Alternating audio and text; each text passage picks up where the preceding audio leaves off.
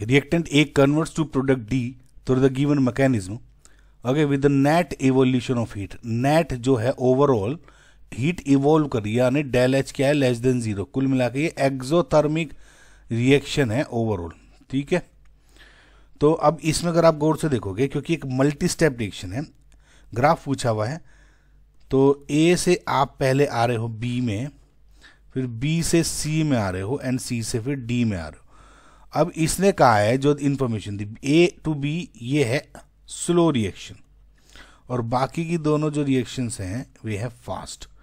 इससे ये तो पता लग गया कि जो मेरा ये स्लो स्टेप है हमेशा क्या होता है, रेट डिटरमाइनिंग स्टेप, ये आरडीएस है, ओके। हालांकि इसमें इतना रिएक्शन नहीं है, लेकिन मैं आपको ऐसे बता रहा हूं।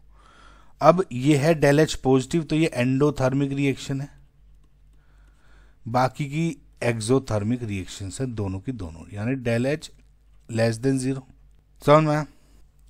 अब ये देखो, क्योंकि ये स्लोएस्ट स्टेप है, तो जब आप ग्राफ बनाओगे, ठीक है, मैं बनाता हूं, तो जैसे ये हो गया ए, और लेट जैसे यहां कहीं डी हो गया, तो अब जब ए से बी में आ रहे हो, ये एनर्जी अब देखो ये एंडो है, यानी अगर इसकी एक्स अमाउंट ऑफ लेट जैसे एग्जाम्पल इसकी 5 kJ एनर्जी है पर मोल, तो इसकी 5 से ज़्यादा है, 7, 8, 6 कुछ भी, क्योंकि एंडोथर्मिक रिएक्शन है, इसकी एनर्जी प्रोडक्ट की ज़्यादा है।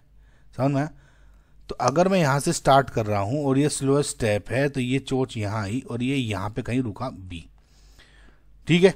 और ये इसको आप क्या कह दोगे, EA1, या मतलब ये जो फर्स्ट वाली की स्लोएस्ट।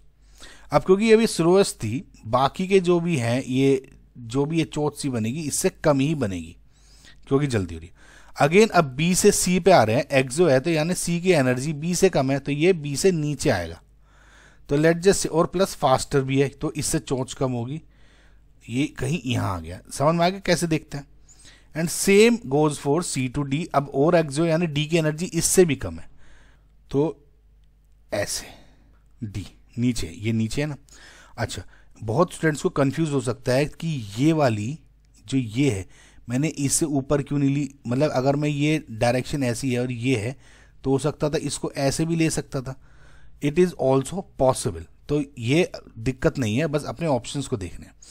अब इसमें पहले एक ऑप्शन को देखोगे अगर, तो अपना ट्रेंड मैच कर रहा है ये वाला। कौन से वाला? देखो, पहले इंक्रीज करी, ये है, फिर ये आई, प्रोडक्ट की एनर्जी कम है, यस, फिर और कम आई, डी की सबसे कम, मैच कर रही है, तो अभी तो ऑप्शन नंबर 1 आपका करेक्ट आंसर दिख रहा है। इसमें अगर देखोगे तो जो ए की एनर्जी है वो कम है देन डी, ओवरऑल एंडोथर्मिक हो गई है, एक्सो हो गई, तो मुझे आगे देखने की जरूरत ही नहीं है।